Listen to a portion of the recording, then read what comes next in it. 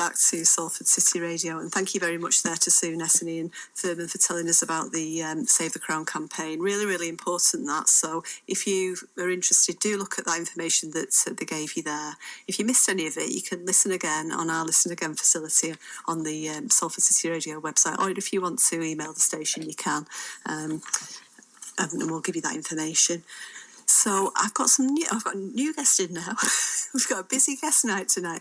I am actually interviewing lots of people who are involved in Greater Manchester Fringe, and I think, really, Bob Young, you're my first one live, I think. Am I? I think you are this year.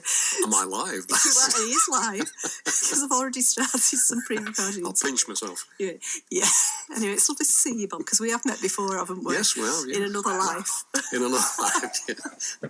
Judging talent. We have Open Mic UK, which I talk about often on this show. Yeah, Bob is often sat next to me on the panel judging that wonderful talent that we have in Manchester. But you're not here for that today. No. So, Bob, tell us about the production that you're in as part of GM Fringe.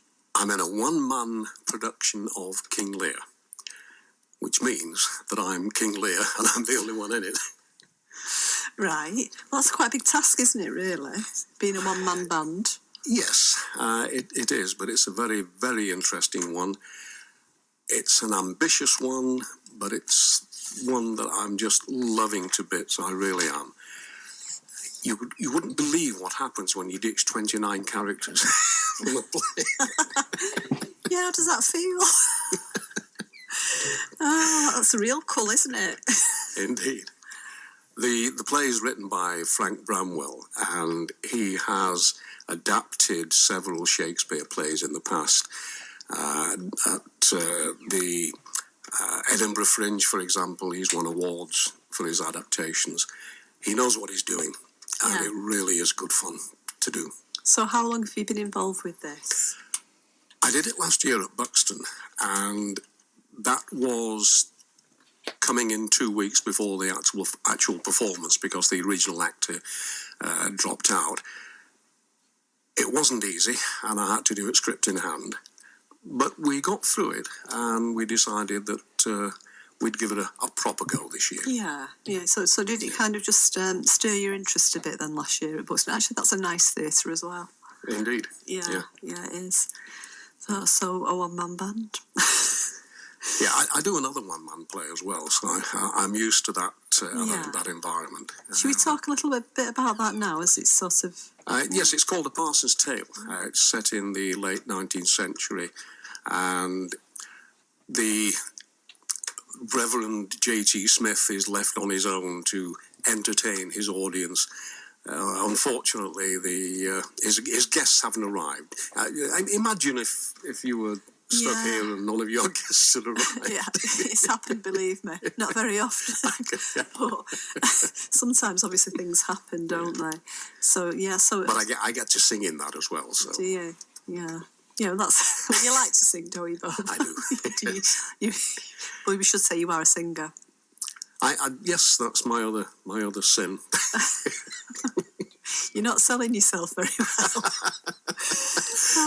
I'm a fantastic singer. So King Lear then, when is it actually on? It's on the 28th, 29th at the Bandit, Mugger and Thief. That used to be the Taurus Bar in Canal Street. And we're also doing it on the 30th of July at Guybridge Theatre. All right. Yeah, that's good. I didn't know Taurus Bar had changed its name.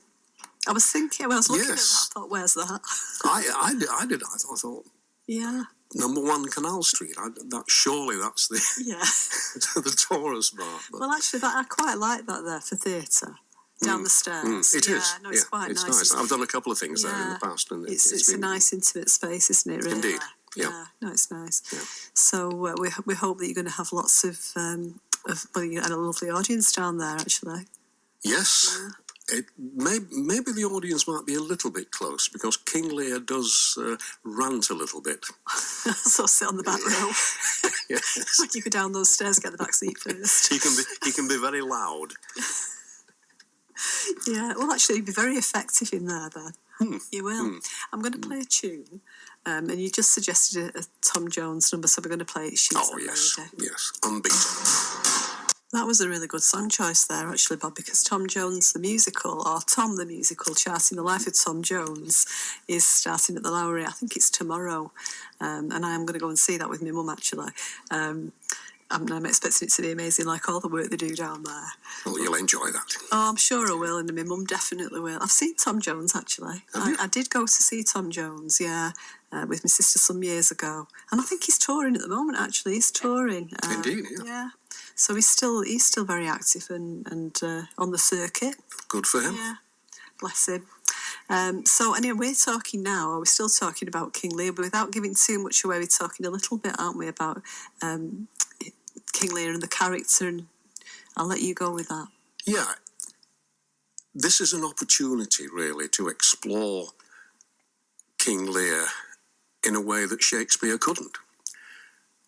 He created a character that's full of complexity, full of rages. He makes the most horrendous mistakes. But at the time he makes those mistakes, the big mistakes, he's 80 years of age. And prior to that, he has ruled for a long, long time. So he must have done something right. But in this play, he's on the heath. He hasn't died, but he's reliving the mistakes that he's made. He's trying to come to terms with it. And what the play says about the human condition is just so much of it.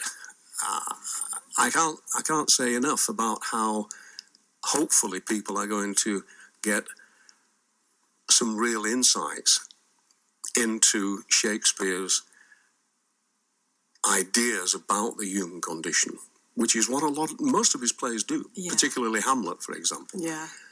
And King Lear, I think, is in the same league, although King Lear doesn't have a soliloquy, to be or not to be.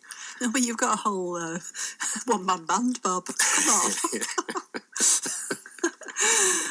And the thing that really makes it stand out, in my opinion, is Frank Bramwell's words as well as Shakespeare's, because he has added an element to it that brings the whole thing to life in a way that just taking Shakespeare's words, with all due respect to Shakespeare, would not have done. Yeah. It sounds like it's going to be really very interesting. And it's going to be very emotional. Emotional, yeah. Particularly for me. Yeah, well, I guess so, because you become King Lear, don't you? Yes, you have. Yeah. And it sounds, it sounds like it's going to be very, very human and very warm. Yeah. I'm going to see Michael Pennington's King Lear. Right. I think it's tomorrow evening. I'm looking forward to it, but I'm dreading it in another sense, because I may well come out of the theatre thinking, no, there's no way that I can now do it. Well, you'll put your own yourself, your own part of you into King Lear, and I guess any production you go to see, they'll all be a little bit different, won't they? Of course, yeah. They will. Yes. So let's talk about where people can get tickets from now.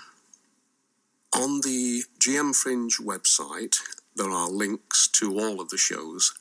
All you have to do is look up on the date, the schedule. 28th, 29th of July is the Bandit, Mugger and Thief. If you click on the buy tickets for either of those two nights, you can purchase them there. If you click on it for the 30th, which is Guidebridge Theatre, unfortunately, the GM website points you back again to the Bandit, Mugger and Thief on the 28th and 29th. Wow.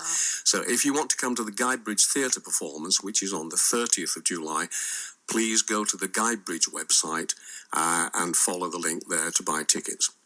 Well, it sounds really good. And actually, I think either of those places are good, but I think it's nice to go to the old tourist bar. Indeed. Especially at that time of the year, because it's usually quite warm, isn't it? And it's nice down there, down Canal Street. If you've not been before, it's definitely worth going. Yeah. Oh, by the way, after each performance, there will be a question and answer session. All right. Well, which I don't know if I'm looking forward to or not. That, you'd be exhausted after being... How long is the performance? Is it an hour? It's just over an hour. Yeah. Well, that's I think that's quite a nice time. Indeed. Yeah. Well, good luck with that. Thanks for coming and talking to us about it. My pleasure. This isn't meant to be a cheesy link, because now I'm going to play Kings of Leon. Sex is on fire. Lovely to see you again, Jill. And you.